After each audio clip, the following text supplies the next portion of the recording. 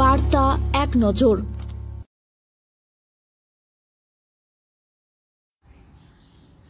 বাদামতলা আশার সংঘ, থিম আরজি, কোর্টরুমের আদলে গড়ে উঠছে পুজো মণ্ডপ।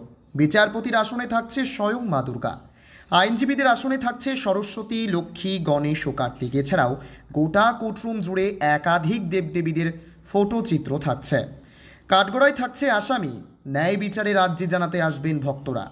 এই ভাবনাতেই গড়ে উঠেছে তাদের এবারের থিম আরজি, যেখানে বসবে দেবদেবীদের বিচার সভা।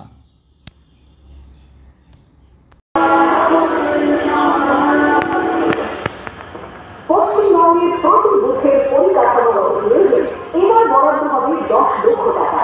এই টাকা কিভাবে খরচ হবে তার সিদ্ধান্ত নেবেন আপনারাই। মাননীয় মুখ্যমন্ত্রী